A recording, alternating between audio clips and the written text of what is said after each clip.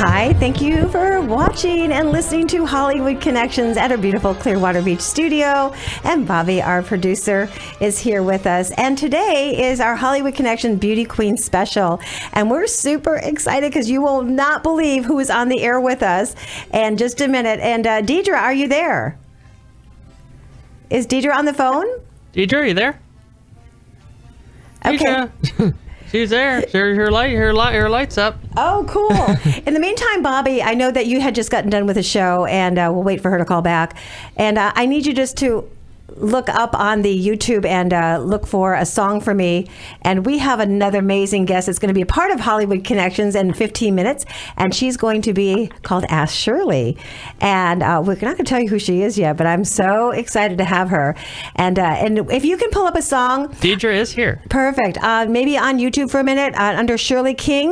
Okay. And that would be good. And then we'll pick one of those out. That would be kind of fun. And Deidre, are you there? Yes, I'm here. So excited for tonight's show. Excited to interview Shirley King. That's right. Shirley King, B.B. King's daughter, is calling in about 2 minutes. She thought it was the other time in Chicago. I'm like, no, call now. So we're waiting for her to call in about 2 minutes. And also, she also could be nominated for a Grammy nominee. Shirley is here, too, I think. I do believe. All right. Shirley, are you there? Shirley. I'm here. Yep. Yay! Shirley's on Hollywood Connections with Deidre special. Before we start, I want everyone to go to YouTube and Google and put in Shirley King. And you want to play one of her songs for a second, just like an intro? Shirley, we have so many of your songs up there, and Deidre is just about to interview you for the next half hour, and then we'll have you back on our special with Hollywood Connections coming up. So, Deidre, are you almost ready to take it away? Yeah, you can go ahead and play one of her songs. Perfect. Okay. Just a quick little intro while you're talking. Let's see what this one. So that's Bobby back there. Hey. And Deidre also and her mom, they've been on another show. Listen to this, Blues Lady.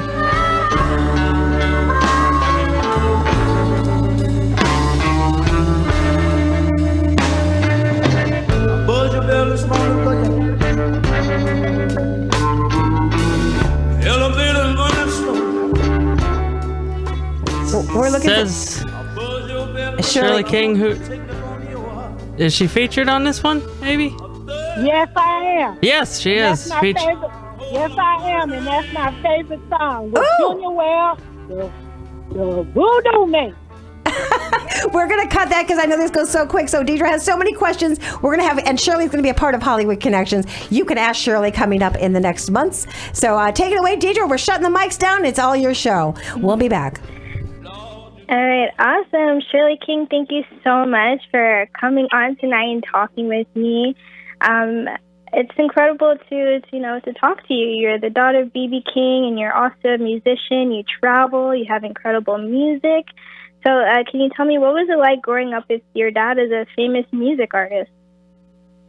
It was quite interesting. You know, my father called 15 kids his kids, so I was blessed and lucky enough to be one of, well, at first I was one, then he had another one to move in, but I was one of the kids that got a chance to live with his family, so I had, a connection with him all my life, and just growing up, having to go and see him because he was never at home, and my auntie would take me to see him at shows and stuff, and see all the wonderful famous people at that time. He was on stage with James Brown, Jackie Wilson, Sam Cooke.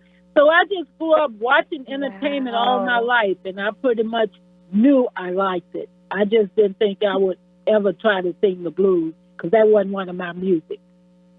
Right. That is awesome to be around all those people. You were inspired by that. And what was do you have a memorable concert that you saw your dad do? Well, growing up and not knowing, when somebody's kin to you, you don't never see them the same way you see other people. That's just like somebody that might be kin to B.B. King, but then because he's the father, they looking at all the other famous people like, which is what I did, James Brown and Jackie Wilson, because they were showmen and they were dancing and doing all kinds of stuff. So as a kid, that was exciting for me to see this type of entertainment. And it took me a while to recognize who my father was, because to me, he was just daddy. He wasn't famous. He was daddy, you know. And I really didn't realize who he was until I was probably about 13, maybe 14 years old. I used to always hear people say, that's B.B. King's daughter. Come on over here and sing me a song. And I saw them putting money in the jukebox when they want to hear a song. So I held my hand out so they can put some money in there. And now I'm finna sing for you. But I just kind of had all my daddy's things that happened from the time I was pretty much 3 or 4 years old up until the day he left this earth. Most of them were pretty amazing to me, because I would sit and study, you know, his whole stage attitude. And it was just amazing to me, especially when you go around and see so many artists and see that they're very different from what my dad was. So I was pretty much, I cannot say I had one memory of my dad growing up in his shows. I had many memories. Too many to talk about on one radio show. That's awesome. And that's incredible, like you said. Like, you know your dad personal. Everyone says, oh, he's famous, but to you, he's just dad. And it's incredible that you know who he is off stage, and then you see him on stage. And that's so cool for you to see both sides of him.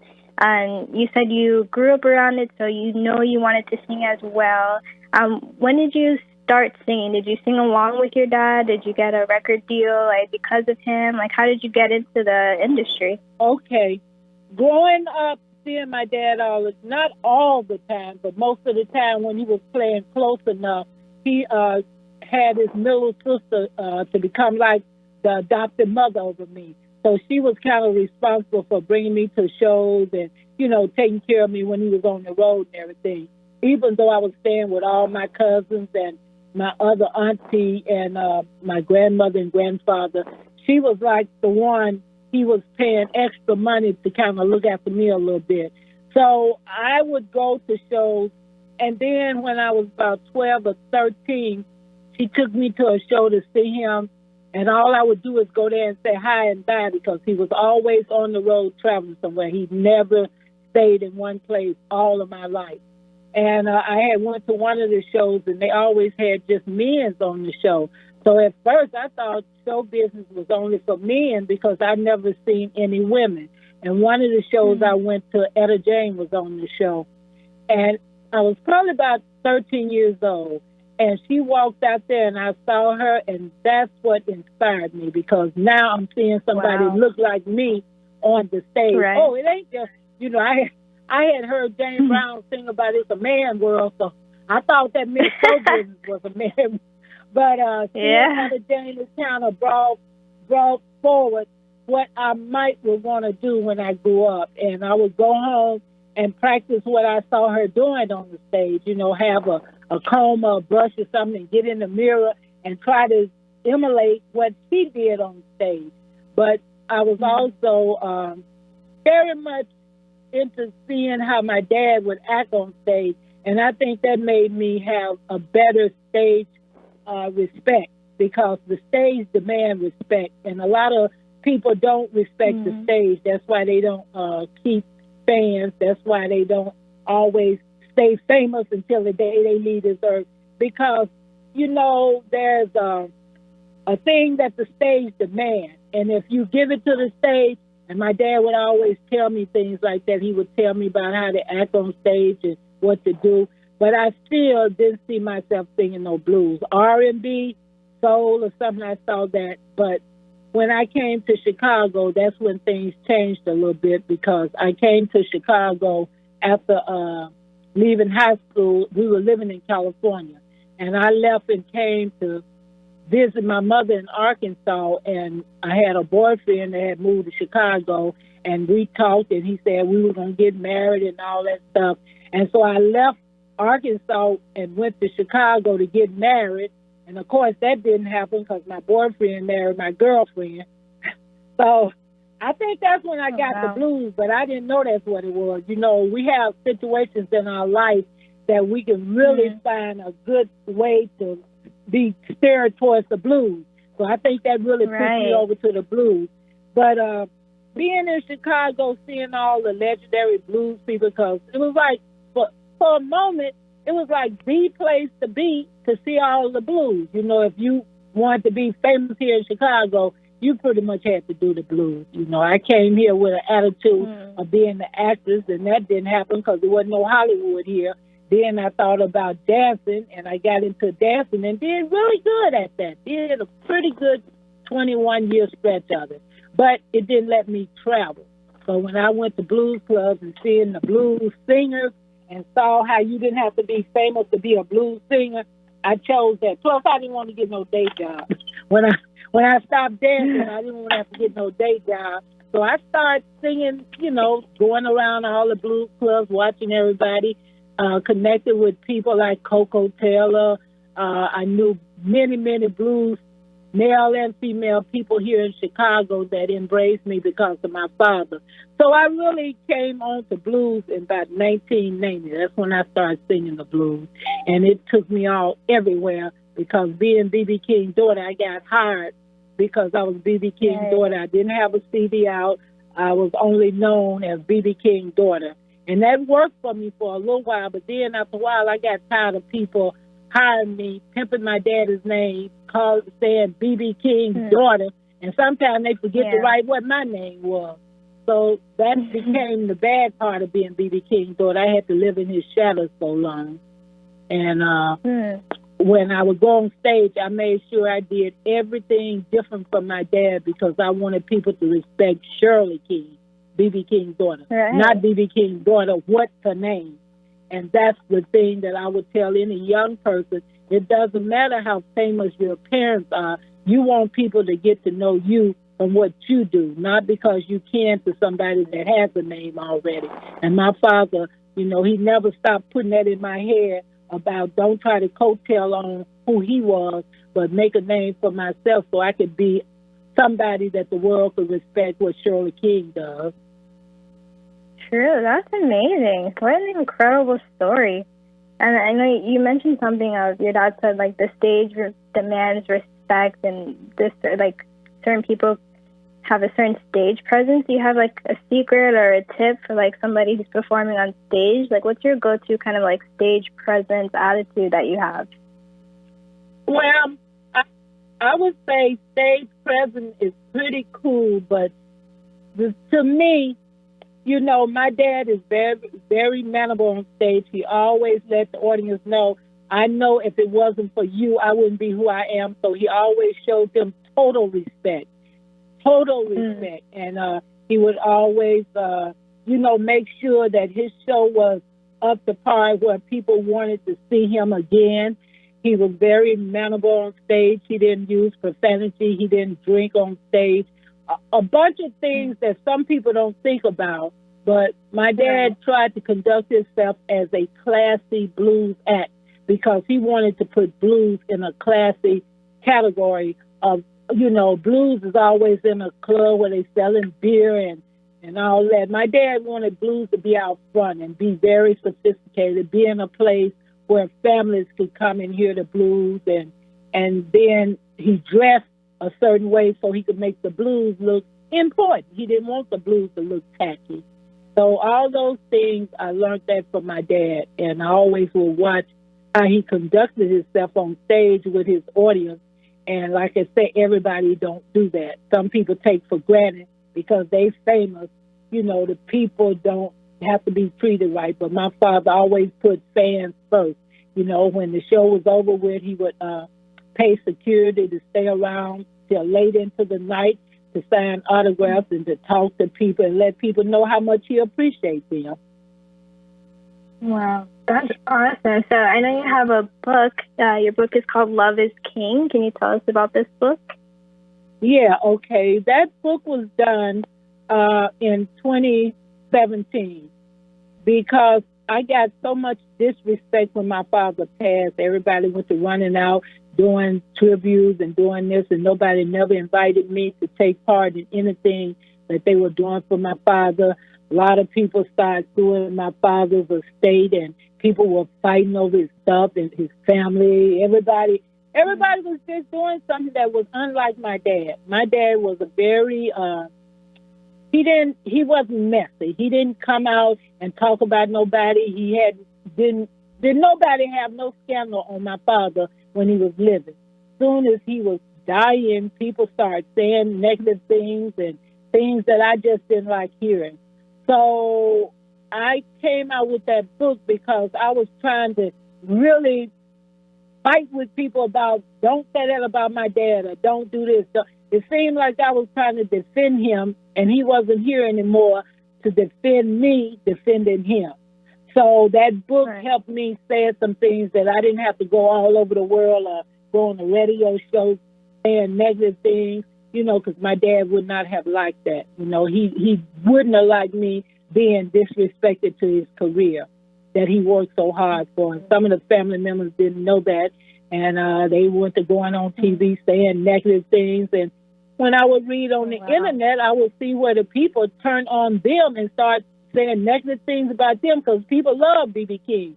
And I learned when I was very young, if I'm mad at my dad, keep my mouth closed, don't tell nobody, because, I used to be a little upset. He was my dad. Sometimes he upset me. And if I was upset and I'd be trying to talk about that to somebody, when I know anything, they done turned the tables on me, and they mad at me for saying something about B.B. King. So I learned to be very respected, and don't go and, run to the media, because you'll get 15 minutes of fame, and then it'll come back and just tear you up in the end. And by me being in show business, I surely didn't want that to happen. So that's when the book got involved. All the stuff I was going through right after my father passed, that's what that book was mainly talking about. It wasn't a Shirley King story. It wasn't a B.B. King story. It was about a young lady that wanted to protect her dad's name and his legacy. That's awesome. So, yeah. You would have and so much amazing advice for, singers and people in the entertainment industry. What would you say is your favorite thing about the music industry, and any advice for aspiring singers? You mean the younger ones are... See, I'm more into the singers from the generation before me, because a lot of the younger singers have these really touchy, soft-type voice, and I'm used to people like Mahalia Jackson, Coco Taylor, Etta James. I'm used to those full-throat women. And so I don't have a lot to pick from now. But I will say I respect people like Mary J. Blige, because I saw her came into her own. She was able to sing anybody's song and never stop sounding like Mary J. Blige. And that's pretty hard to do, because everybody want to sing like somebody and try to be just like them.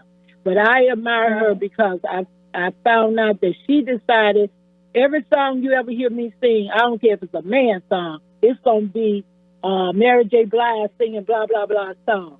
And I respect that. And, I respect Beyonce, because by me being a dancer, I'm a blues Beyonce, okay? I put my dancing into my singing, and that helps me get over, and it helps me be Shirley King and not be every blues singer that comes on the stage that want to worry about portraying the voice. When people want to hear a good voice, I used to always say, when people want to hear a good singer, they come home, cut the radio on, or either they play their record. When people come to a show, they come to be entertained. So I don't hold nothing back. I add everything I got.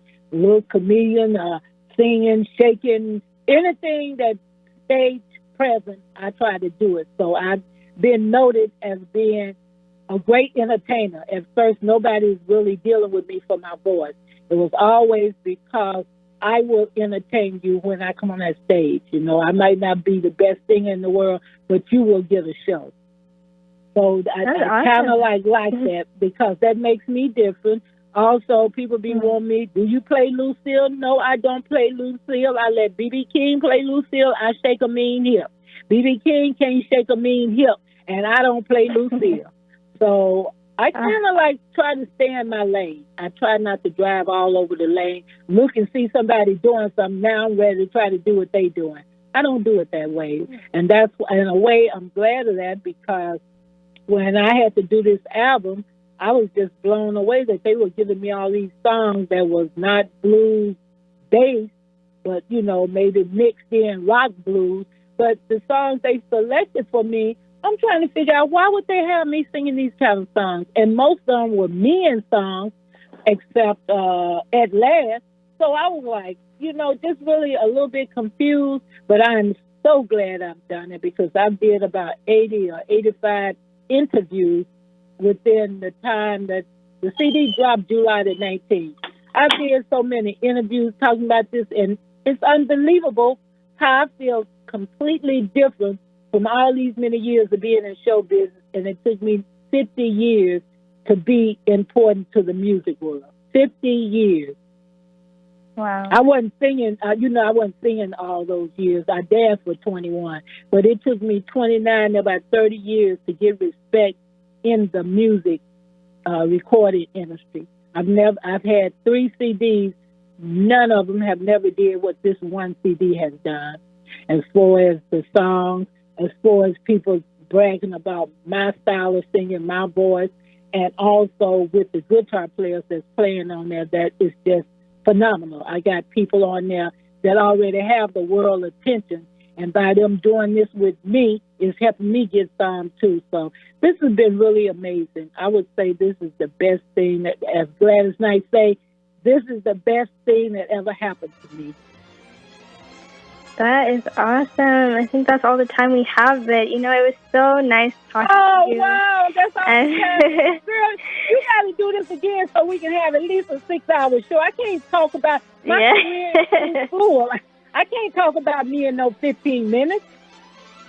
Yeah, we'll talk again. I'm so thankful for you calling in. I hope you have a great rest of your night. Thank you so much. Super inspired by you, and good job for, you know, continuing your dad's legacy. It's amazing. And you stay focused on what you're doing, because I'm just loving the fact that young people doing something that goes further than dancing and singing. I really admire that, and you're doing a good job. I think you make a wonderful interviewer, because you really have let me just hope. I mean, you didn't, step on me and everything. I think you got a great career in this business. Oh, thank you so much. Thank you. God bless you. Have a good night.